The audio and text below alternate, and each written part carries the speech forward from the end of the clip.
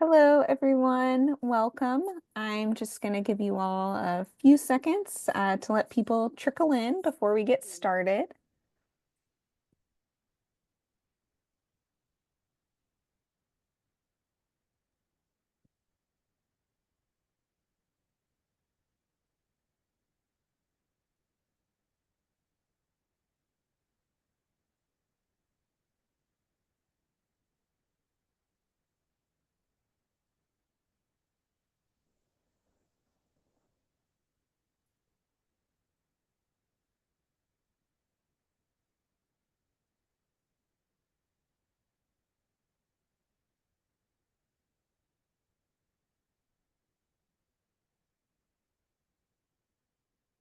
All righty. Thank you for joining us here today for this webinar, Whole Grain Milling, Future Nutrition Security. So before we get going, I just want to go over some housekeeping stuff.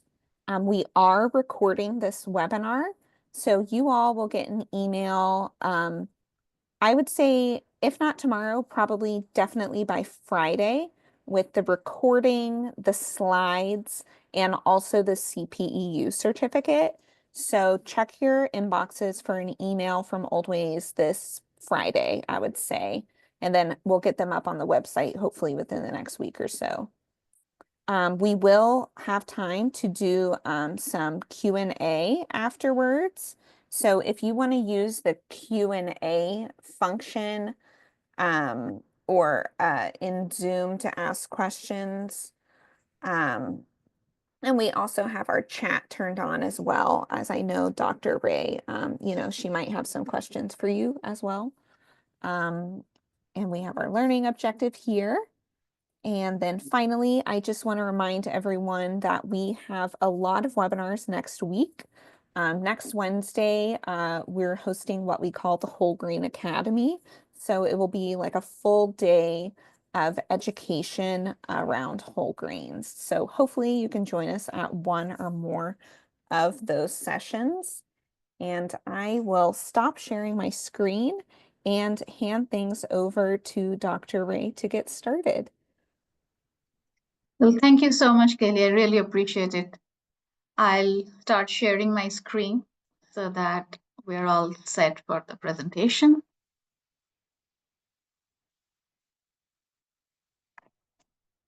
All right, I hope you all can see my presentation. I'm Amrita Ray. Thank you so much for joining here today. I'm really, really excited to see all of you together. I see still people are joining in. We are going to talk about whole grain milling and how the whole grain flours are kind of better in nutrition when it compared to roller milled or the refined flour milling that is conventionally done in roller mills. To get started, I would just mention that these are our disclosures.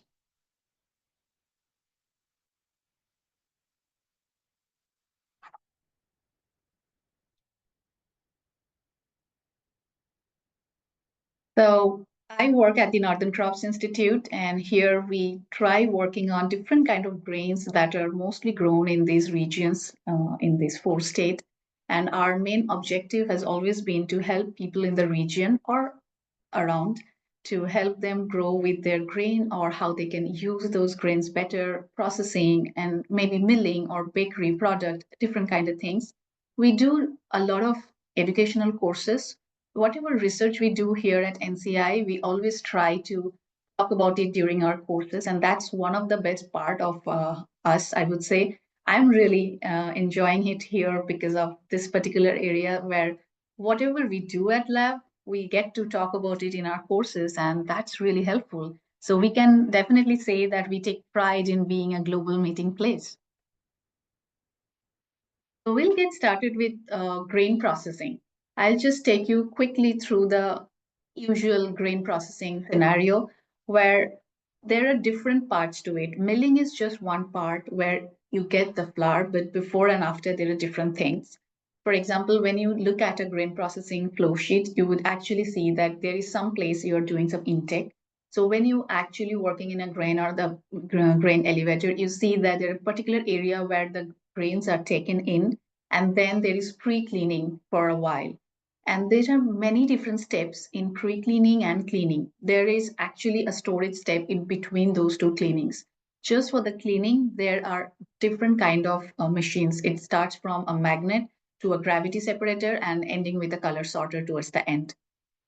So when you actually look at the entire flow of the grain milling system, you will see that the cleaning comes first because of food safety reasons, and also because if your grain is not clean, for example, if you have a few stone pieces or a magnet in your or a metal in your um, grains, when it comes to the machine, it damages the machine too. So to avoid different kind of hazards, maybe it for human or for the machine, you actually do the cleaning, a thorough cleaning at different levels at the first place. And that's after that comes the conditioning or the pre-processing of any grain. Especially when you're trying to make your refined flour, you would try conditioning the grain. Conditioning is nothing but trying to add a little more moisture to the grain for good separation of different portions of the grain. So in a refined flour milling system, you actually try to fractionate the grain in different components. The botanical components are taken apart. Now, depending on what's your end product, you recombine them all together again, or you just use the flour that are taken out. But to facilitate that, conditioning is a very important step. But sometimes when you're doing actually whole grain flour milling, just to take off a initial topmost part, sometimes people do add conditioning, but it again depends completely on what's your final desired product. And after all this pre-processing and cleaning comes milling. Now, milling could be in many different ways. It could be in general, conventionally for refined flour milling, we do use roller mills, or when we are talking about whole grain flours, we do stone milling or roller or hammer mill. Now, a lot of time when in a using a roller mill, you fractionate your grain in different components, and when you put them all together, you can actually make a recombined whole grain flour too. So these are all the milling, different kind of or techniques of milling. Depending on the milling process or the technique, your flour quality or functionality changes a little bit.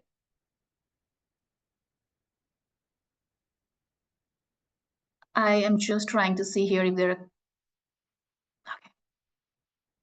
Thank you, Kelly. Once the milling part is done, it comes to the storage and sometimes blending. When you are done with your milling, sometimes you would find that some flours in your market are specialty flours, like it says bread flour or pastry flour or something like that. So that a lot of time depends on what is your protein value of that particular flour. So based on that, a lot of time you blend your flours. If you want a protein of maybe 13% and you have many different kind of flours to choose from, you would actually try making a blend to get your flour at exactly 13 or 14%. Or you want a pastry flour, which may not be as important to have all the protein.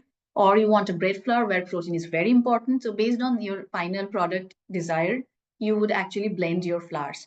And then comes the bagging and you send it out. But before that, you always do a quality control check. So there are certain parameters that are usually checked before your sample goes out. And that's where we actually get our final meal product, which is flour, whole grain or not.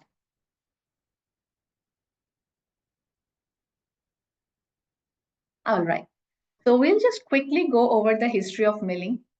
The moment we talk about milling, we are actually talking about the ancient time where it started with maybe a quern and it's a handheld thing, and initially it was just at a small scale, and slowly people wanted more of that. You needed for food, they started processing their own food, and you go to the animal run machines to improve the efficiency. And from there you started using water and wind power, so those windmills, or we are using water to run our mills so that human energy is not consumed there, and we are trying to mechanizing our mills to increase our output. And from there, slowly, when we are going towards industrial advancements, there were a lot of new mills that was coming out. And around the 19th century, we actually saw some steel mills, roller mills with steels. And that's where the roller milling got into action. And it was so popular. A lot of stone milling or ancient kind of grain milling lost its value, I would say. to a certain extent, because mainly because of the product roller milling could make us. When you're actually trying to use a roller milling to make a refined flour, which actually can make refined flour using a stone mill or a hammer mill, it's almost impossible to make a good refined flour, but roller mills could do that. Now, when you have your refined flour where you don't have your bran and germ present in the endosperm, the pure endosperm makes very good gluten. And when you make products out of it, you have good fluffy bread. Or since the bran is not present there, your product quality is much better in terms of the texture or the mouthfeel. Although it is devoid of nutrition, but you get all those fluffiness or the texture. It looks good. It is much more appealing. So those things were so important because there was a revolution going on. People are seeing new things. So roller mill was a really big hit. But then slowly, again, around 21st century, we started seeing a resurgence of the old milling techniques. And today there is a lot of work going on in stone milling. And I myself work a lot on stone milling actually. So before we move to the next stage, I was just curious how you're milling, how much knowledge do you guys have about milling? So it's it's good to know, and accordingly I can move forward with my presentation. So if you could just write in the chat if there are certain milling techniques that you're aware of, or okay. Yeah, I see some messages.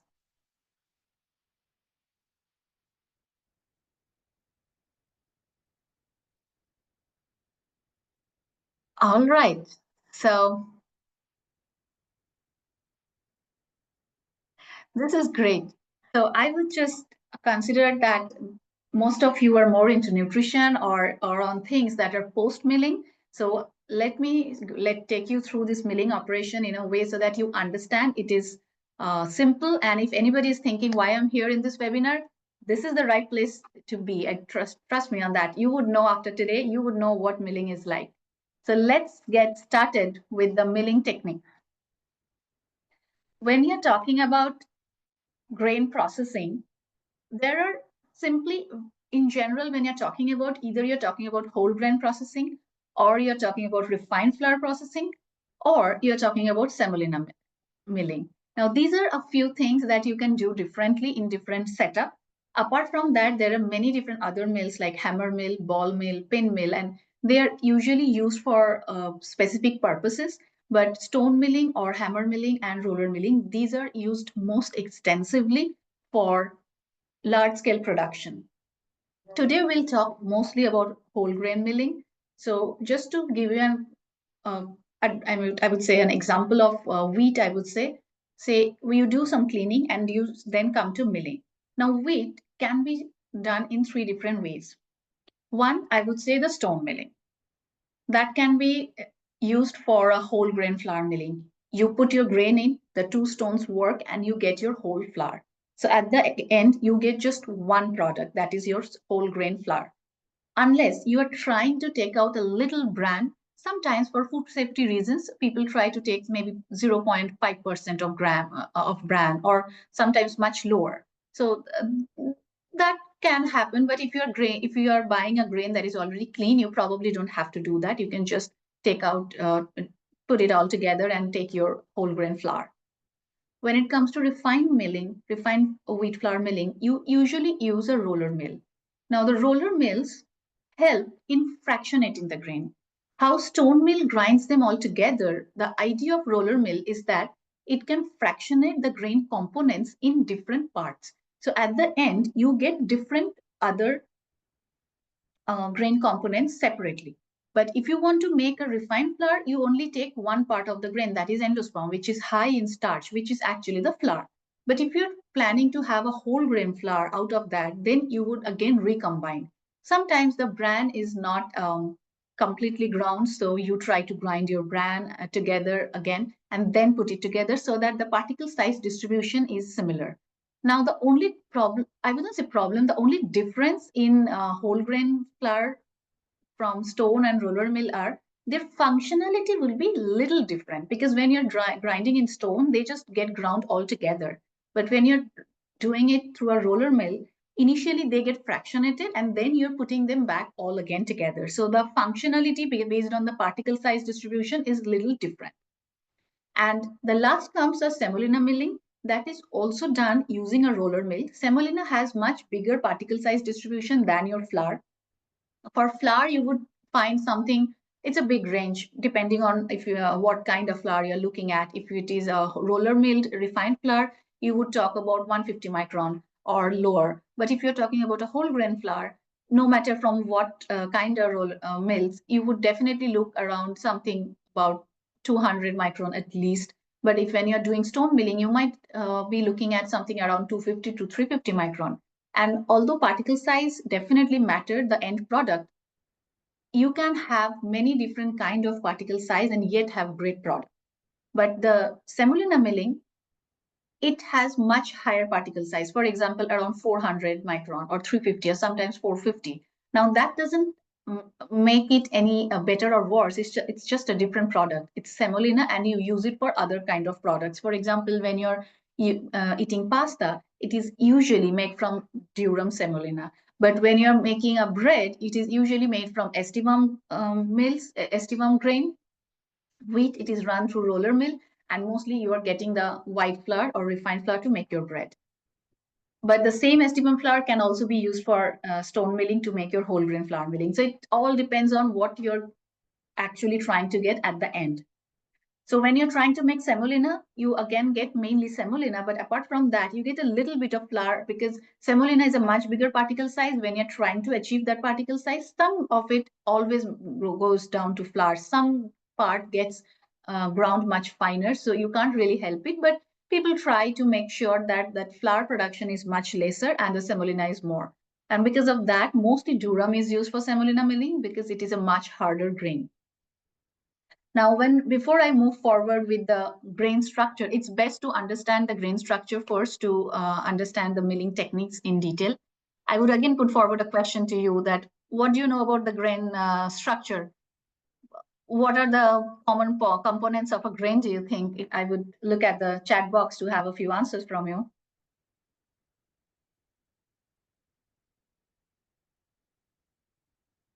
They do use stone mill for whole grain flour milling. But if we can talk about it in more detail, if you could just put your question on the question answer tab and we can get back to it later. Yeah, I see a lot of answers on that. Yes, bran, endosperm, and germ. That's right. So when we talk about general grain, we usually have the cereal, conventional cereals usually have three different parts: the bran, endosperm, and germ. And that is what talks about my next slide. So when you look at this picture, it's a very simplified structure of a grain where you see the outer area, that's the bran, which is approximately 10 to 15% in a grain. And in middle, you have the endosperm, which is mainly starch and protein. And conventionally, a grain will have 80 to 85% of endosperm. And that's what makes, for example, wheat, that's what makes it more suitable for refined flour milling because you're trying to take out just the endosperm part. And the germ is only 2 to 3% in a grain. You don't get more than 2 to 3% in a cereal grain when it comes to germ. But the germ is actually the fat reserve of your grain. When you're trying to look at these individual components separately, you would see that the bran layer is mostly rich in dietary fiber and also in minerals and some vitamins and antioxidants too. And the endosperm is mostly rich in starch and some proteins. When you're trying to make a product, we look at the glutens, right? So gluten is also one kind of protein and all that is present in the endosperm area.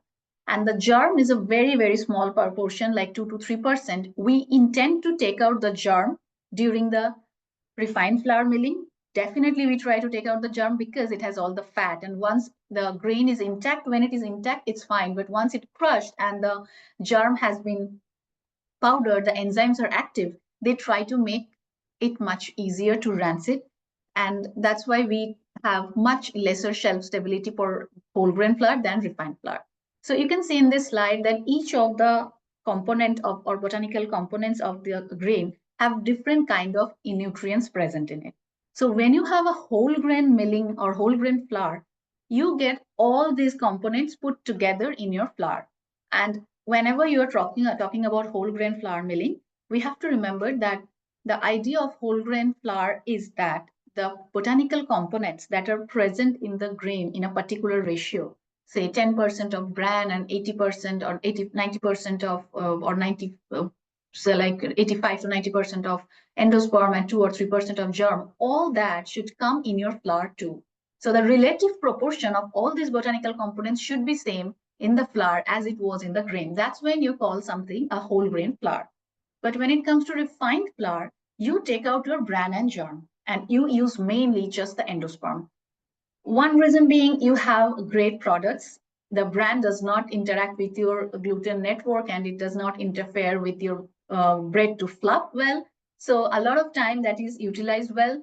It is preferred for certain products, but in general, when you're trying to use whole grain flour, the bran particles might interfere with your product development, or sometimes the texture is different, but if you make it right, the taste is wonderful, and most importantly it has all the nutrients present in it. And then everything else that are usually taken out for feed, maybe those things are not being wasted or not being utilized just as feed. They are very much consumable by humans, so we could use it for ourselves.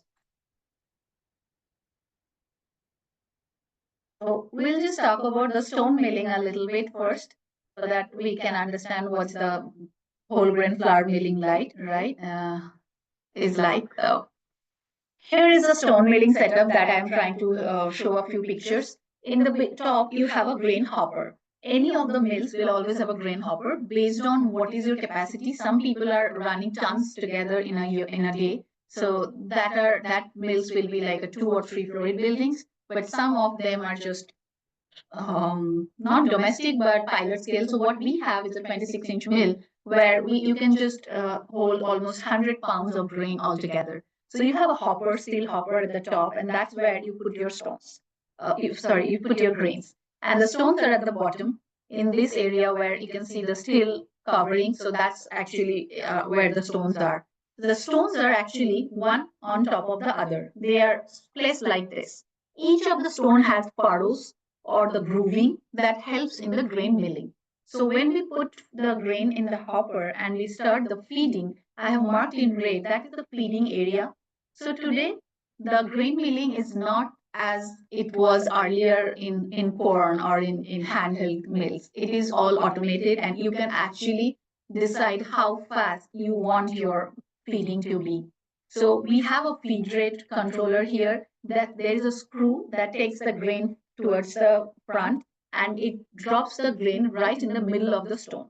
And the stones are moving. So when the stones are moving, some of the mills will have the top stone moving, sometimes it's the bottom stone moving. So when the stones are moving, there is centrifugal force being created. So the grains are moving from the center towards the periphery, and the furrows are helping to make them flour. And towards the end, when they become flour and they are going towards the periphery, you get them collected as whole wheat flour.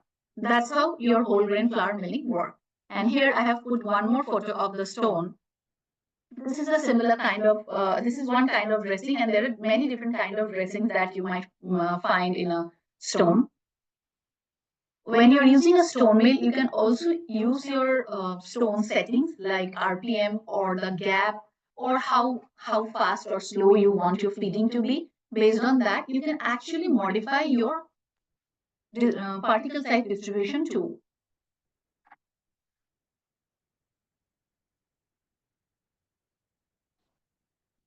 Okay, yeah. So in the next slide, I just want you to know that times have changed and stone milling is no more like how it was earlier. From the saddle corn, it has now come to a modern stone milling system where all the components of the grain can be put in the same relative proportions in your flour, and yet it is not as slow or it is not as small scale as it was earlier. The best part is that nutrients are always even unevenly distributed within the grain. It is never the same or all concentrated in one place. So when you take them out in separate component, you lose out on some or the other nutrients. But when you have a whole grain flour, you have all of them put together. And in the wake of nutrition security, when you're looking for much better whole grain flours and nutrition, stone milling is a good option to do that. It is relatively, I would say, economically efficient than a roller mill. It's not that easy to find a roller mill and put it in your home. But for stone mills, you can find benchtop ones and the ones that are 26 or 30-inch that can be run at a big laboratory or something that is much more bigger at a pilot scale. So it can be domestic on your benchtop in your kitchen, or it can be an industrial scale where sometimes people have more than one stone mill put together and you are doing grinding in gradual process. So it has come a long way, and the flexibility makes it much easier to adopt stone milling. Next, I would just quickly talk about roller milling to make you understand that how these two milling systems work differently. So in roller mill, the separation of endosperm is the main focus, mainly because of the way the milling technique is actually processed is flow sheet is performed. So you basically have stones when it comes to a stone milling, where both of them work together like this, and the whole grain flour can be collected at the end. But in roller mill system, there are different gradual roll system. So the idea is that you put the grain and the rolls that are usually running in opposite directions. So if there are two rolls in pairs, they are running in opposite direction and in differential speed. So the grains come in contact with the roller mill for at a fraction of a second. So and then it breaks open the grain. And like that, many roll sets are there. So at each of the roll sets, the grain actually comes in contact with the rolls, and the rolls try to scrape out the endosperm from the bran. So at the end of the system of roller milling, some part of the rolls, you get bran and you get chunks of endosperm. Now roller mills have two different parts. One is break roll, one is reduction. So in the break roll, the break rolls take out the endosperm from the bran, and the bran is separated. And now you have chunks of endosperm. This part now next goes to the reduction roll. In the reduction roll system, you actually would find um, rolls that does not have grooves anymore. So in the break rolls, you have grooves like you have furrows in your stone mill. But in the roller mill system, you will actually have your reduction and break roll system little separately. In the break roll, we'll have your grooves, which helps cut open the grain and scrape out. But after that, the scraping is done, you have your pure endosperm. It just goes to the reduction roll, where the job of these rolls are only to bring down the particle size of your endosperm. And it makes very fine flour. Depending on how big your mill is, you will have 2 or 3 rolls to 8 to 10 rolls. Dr. Ray, before we move on, could you maybe test your audio to see if we can reduce that echo? Oh, I have echo again. Let me just try.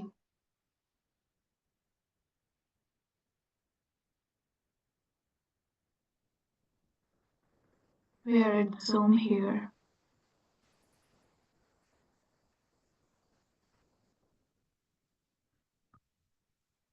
Do you hear me better now? Yes, I would say this sounds better. Okay, thank you so much. Thank you.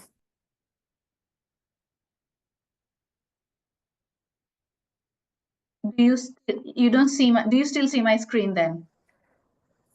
Yes. Yeah, Okay, if you I'll want just to. make it full screen now. Perfect. There we go. Thanks so Okay, much. thank you.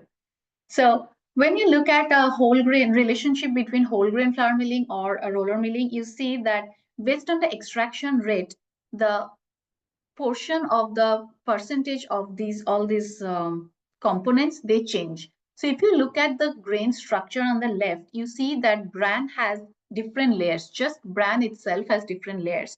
And when you're trying to scrape out all those flour from the endosperm part to make flour from the bran, a little bit of bran sometimes just come to your flour with the endosperm. But most of the time, when you're trying to make very pure flour, you make sure that your flour is, or the endosperm is devoid of any other portion.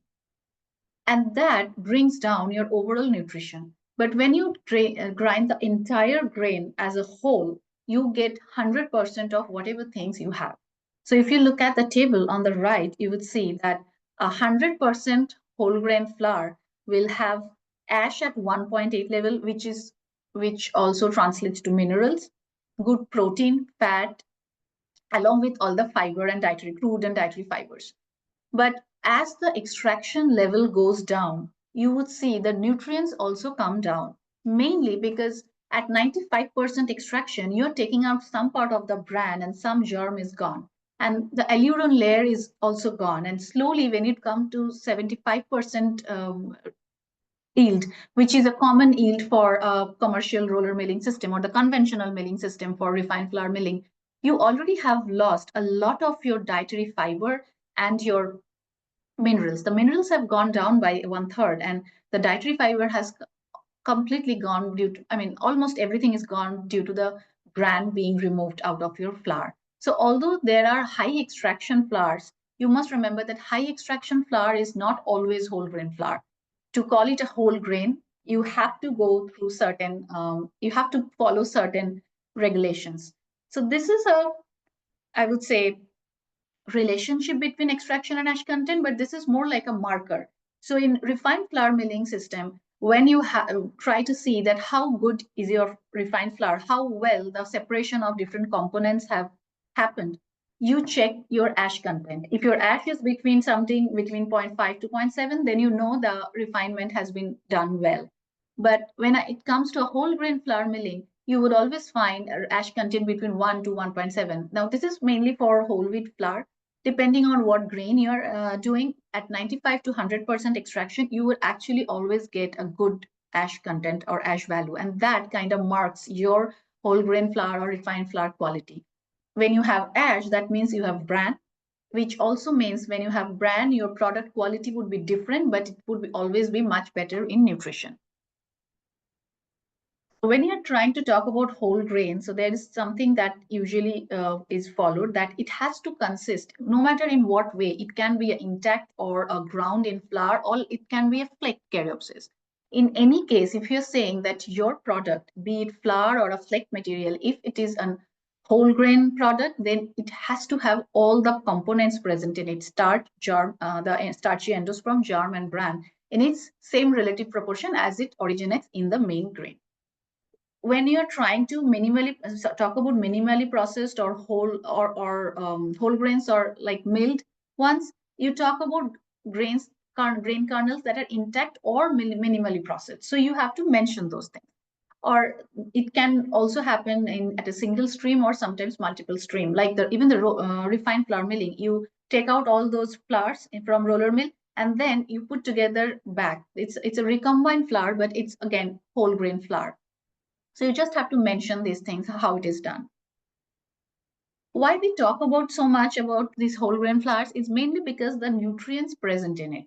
When you have whole grain flour, you have all your nutritional components present in it, and they does give you many different kind of health benefits.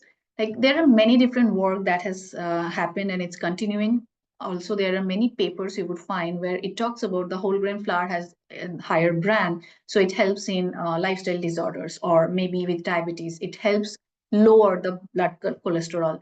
It adds value when you're actually going having a certain trouble and having whole grain flour that helps because of different components that are present in it. Those components have different kind of nutrients and that helps in your product.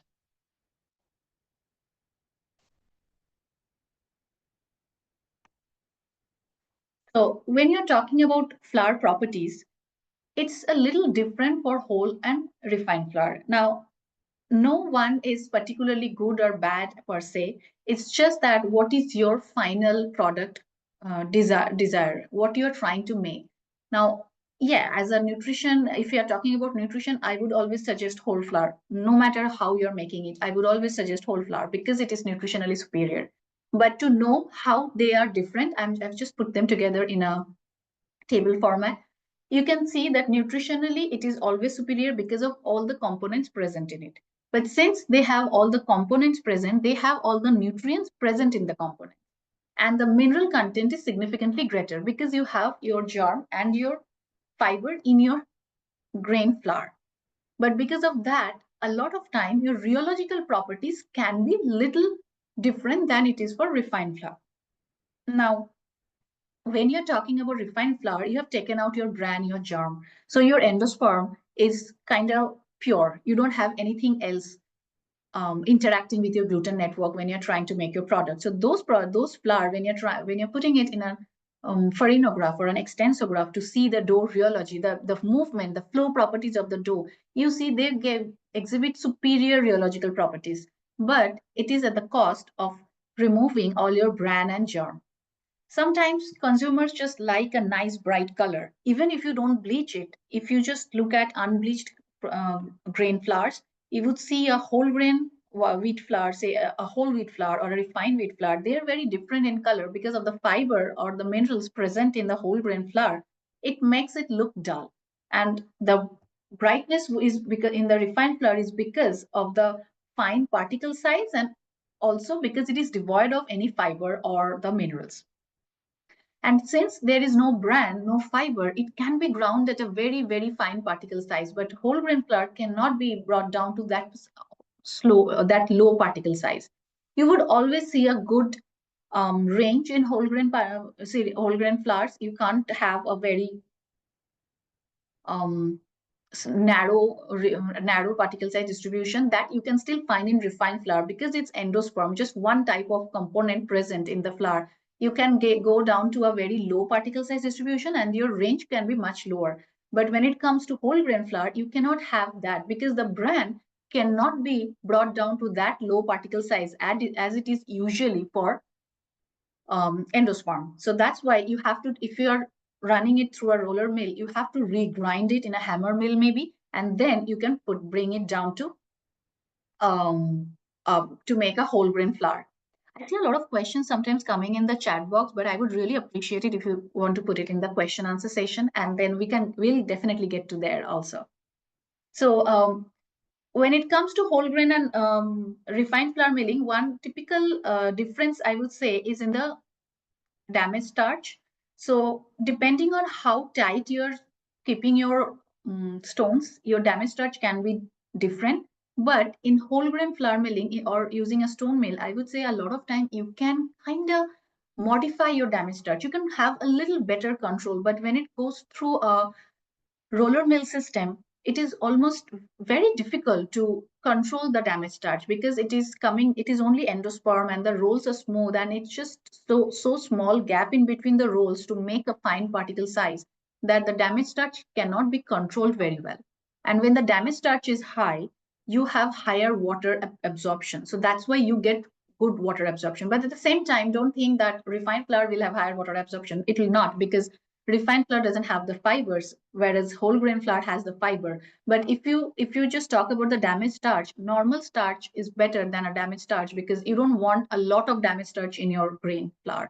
You want only to a certain extent where it is good for the water absorption to make your dough soft and the enzymes to work on it to your yeast would then work on all that. But if you don't have a particular amount of damaged starch, if it is too high, your flour would become very sticky when it become a dough, and then your entire process would be difficult.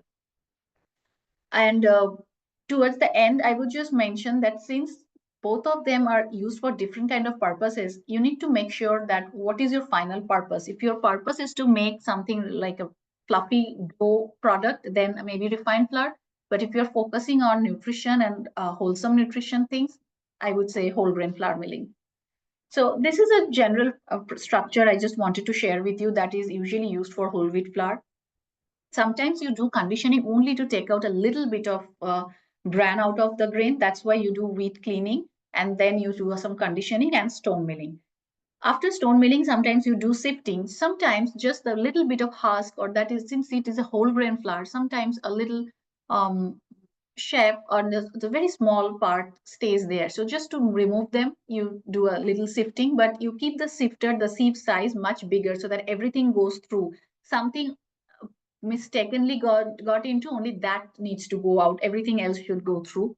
And at the end, there is an entolator. A lot of time you do entolating because there are in flours, there are sometimes eggs of insect that stay. But if you do entollating, is more like an impact kind of thing, and that helps break those eggs. So your grain flour is now better for shelf stability. And at the end, you do some packing. So when it comes to millets, it's kind of similar, but millet has some husk, which is not edible. So when it comes to millet, you actually take out the husk, and it's not similar to bran. So when you're talking about bran and husk, they are a little different. So you can take out the husk of any grain, and then you can actually do your final product as the polished millet. So you were talking about it when you buy millet, you can also buy them. Some millets have the husk on, some millets do not. So the naked grains are fine. You can just grind it together. But when it's not a naked grain, you have to dehusk and polish and then aspirate the whole waste material, and that's when you get your polished millet, which can be utilized for your whole grain flour milling. So when you're talking about these whole grains, I must mention about these stamps. So there are two, three different kind of stamps that I have mentioned here. So Whole Grain Council talks about these where you have to mention that whatever is your product, if it is a 50% whole grain in your product, then you use this stamp in between. If it is 100% whole grain, you talk about this. Or if something that you have like substantially good amount of whole grain, so you mention those amounts. So depending on what's your product, you take the stamp. And for this, labeling is an important factor. So if you're talking about whole grain or gluten free, or it's something enriched or processed, so you always mention all that in your label, also the date of production or what's the best buy. And maybe you are making a pizza flour or bread flour, depending on who is trying to make what, you mention these things. So these are a few things you can always make the pack size. The ingredient list should always have the first ingredient as the ingredient that is present in the highest amount. So if you're making a blend of whole grain flour and some whole grain wheat and some whole grain, I don't know, maybe lentil. So if it is lentil is your only 20% and you have your whole grain as whole wheat flour as 40-60%. So you talk about your whole wheat flour first and then you mention anything else. Sometimes people make blends of breakfast mixes or waffle mix. So what's your main ingredient? That's what you should be putting forward first. And based on that, sometimes you do nutritional labeling where your daily values are based on serving size. What is your recommended daily allowances based on that? Or you can do a spec sheet which just indicates what's the protein or the fat or dietary fiber amount of that particular flour.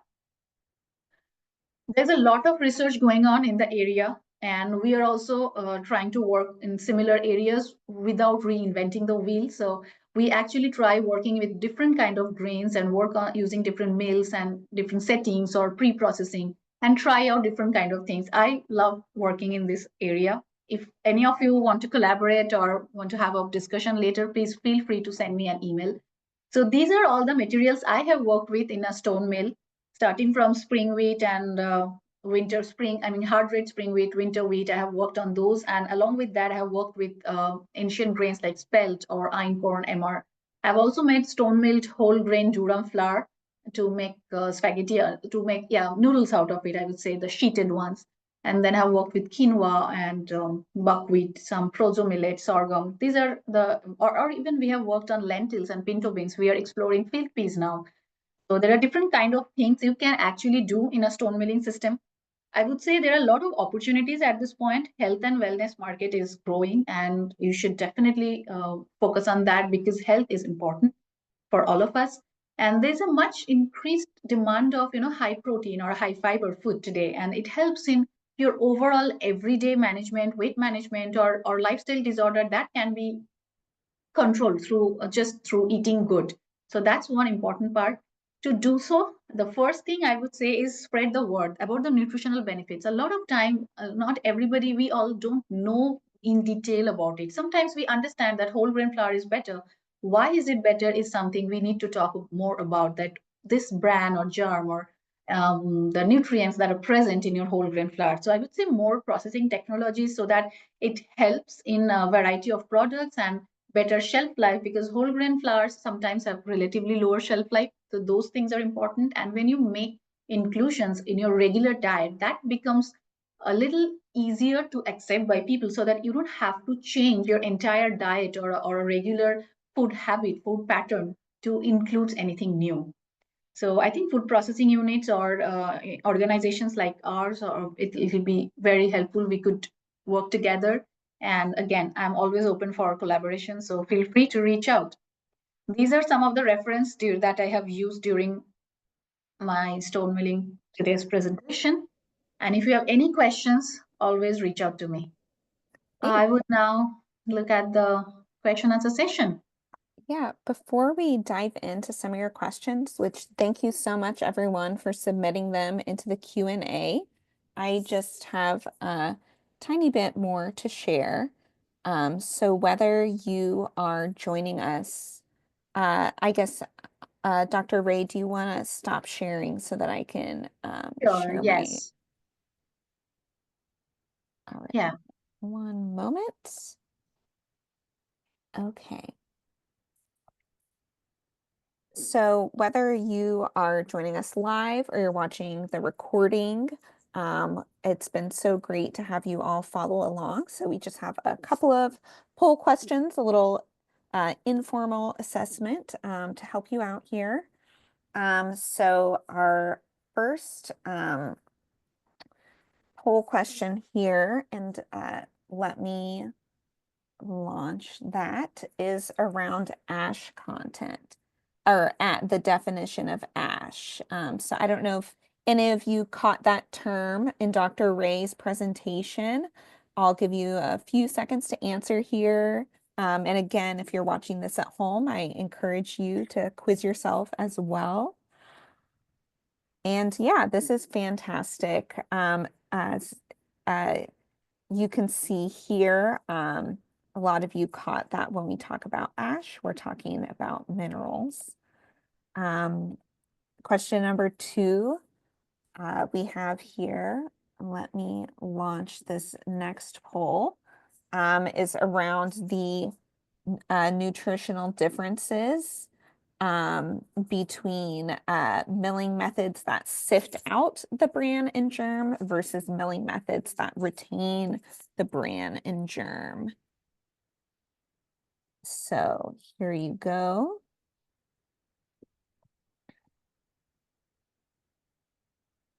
Give you a few more seconds. And thank you for participating. Yeah, so if you have, all those components of the grain, you are going to see more fiber and more ash. And with our final poll question here, let me just launch this one.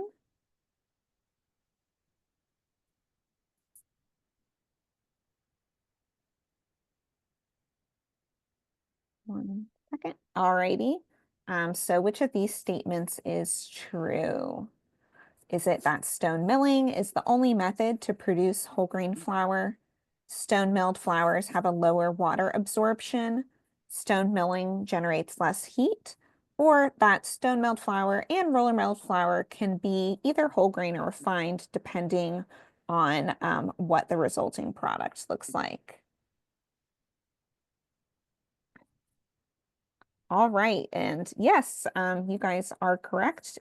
There's a couple different methods to create whole grain flours. Dr. Ray was kind enough to share about the different milling methods. So I will close this out here, and then we can get to our question and answers. All right. I can see the questions here. So I see the first question, that is there a slide showing the different types of milling? Well, yeah, I have a slide there which talks about the stone and refined milling for using a roller mill. But yeah, you can use for both. And I had seen a question coming in the chat box that why would you put them all back together? When you already have a roller mill system, which is pretty expensive and you're already making your refined flour, but now you want to make whole grain flour too. Sometimes people just want to run that and then put them all back together without buying a new stone milling per se. So sometimes, yes, you do the recombination too, but if you're starting out, I wouldn't suggest into a roller mill. Just buy a stone mill, which is much more efficient, because it's much more expensive to try buying a stone roller mill separately. And the roller mill, can they run the bran back through a second time to change the particle size, or is that The brand is usually sent for a hammer milling because the roller mills may not be able to do the, because of the milling technique. It's the rolls that run, and they would mm-hmm. just make the bran little leathery. So the first point when you're trying to make whole grain flour through roller mill, you try not to temper it too much because tempering or conditioning actually helps separating the fractionating the grains. So you would try bringing that down, and even then, you may not be able to get as fine particle size for bran as it is for the endosperm. Because that's the inherent component composition and structure of the bran. The fiber is so high, it's difficult to bring it down. But then you could use a impact milling or hammer milling, which hammer milling is more like that. It's like an impact Oh, milling. So then it helps to bring down the bran particle size, and then it comes to somewhat near to the endosperm. But always remember the recombined flour will have a little difference in functionality usually because you're recombining again. But it's not that you cannot use it. You can always use it. Go ahead. But if you're having a stone mill, it's much easy, much I would say economically efficient because it just goes through one run. You're using just one set of stone. What is semolina? I see the next question. So semolina is usually it's from wheat, and you get it at around a particle size of 450 or something between above 350 or 400 or less than 700, 650. So that's just the different particle size from wheat. Usually you get for durum semolina. Durum is a very hard wheat, and to make semolina, to keep it at that particle size, you need little hard wheat, which is high in protein. So when you have durum semolina, which is nothing but wheat grits at 450 micron or 500 micron size, and you usually make pasta out of it. Is stone milling wheat? Stone milling is what used in for whole grain. Yes, absolutely. You can use stone milling or also hammer milling, but stone milling sometimes have a little better advantage because of the grinding process. Because of the hammer milling being impact milling, the temperature is much higher in the due course. It quickly heats up, whereas stone milling does not heat. It does heat up. I mean, I wouldn't say it is better than hammer milling when it in my experience. But when you're running for a very long time or at a commercial level, it's relatively easier to run a stone milling, I would say, because of the temperature thing and the particle size distribution. All that can be better um, managed with a stone mill. What is the best way to store whole wheat and other whole grain flour? Um, Make sure that the moisture is very low, and it's not too. If you have high moisture, that's a big no-no. And also, if you can do, if you're planning to keep for a little longer, I would say if you could do vacuum packaging so that there is not much oxygen.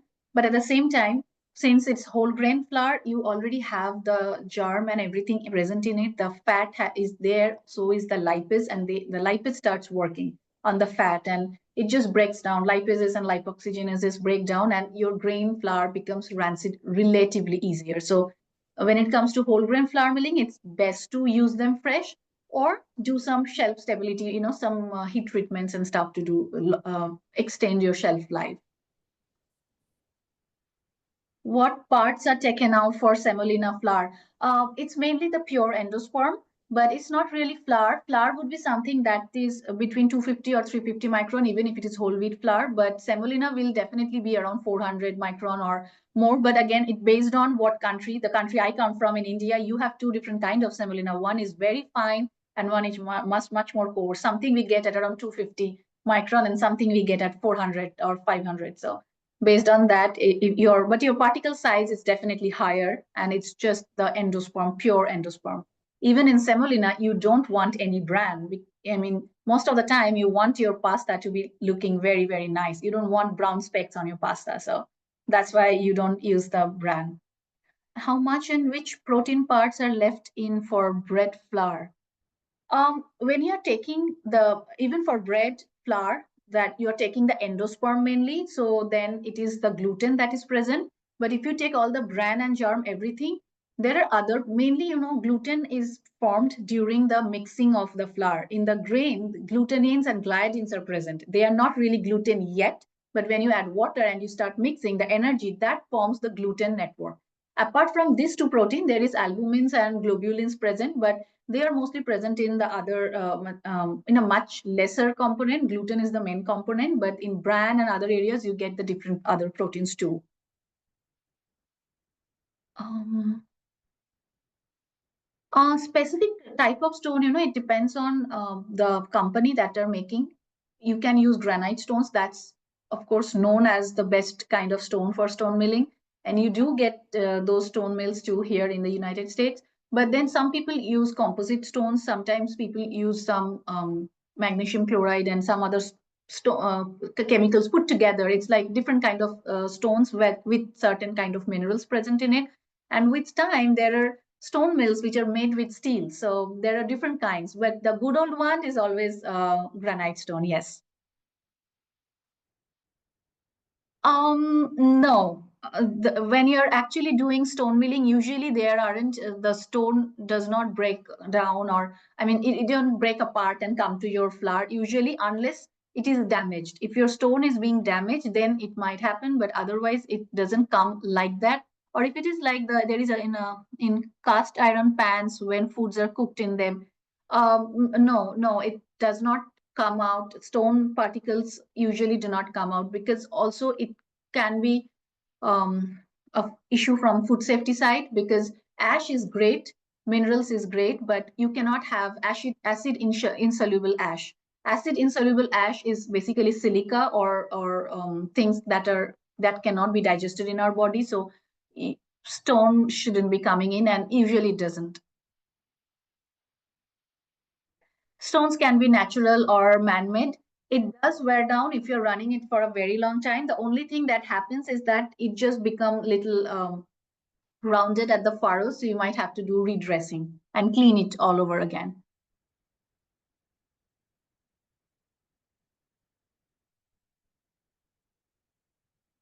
As much as I'm aware that the FDA has certain regulations when it comes to whole grain flour milling. They have, I'm sure Kelly would be able to share the details with you. There are certain areas of this 21 CFR where you actually can find out what FDA is suggesting, so that you know what should go in your stone whole grain flour. Yeah, if you go to wholegrainscouncil.org, our government guidance page, we have more information on the FDA regulations. But just to clarify, if a product is calling itself whole wheat flour, it does need to have the brand germ and endosperm. You cannot have a flour without germ and legally label it as whole wheat flour. That would not be okay. So thank you for that question. I see Rhonda saying, is a larger particle size better for the body to process? Do you mean the product body? So not necessarily, it all depends on what kind of products you're making. If you're making a whole grain flour product, you would be working something around 250 to 350 micron. You wouldn't really go way below 100 micron. Some part of your whole grain flour might go below 100 micron, but that would be like maybe 5% of it. But most of it would be at a much higher particle size. And it's just that when you have a little finer particle size, the water absorption is better.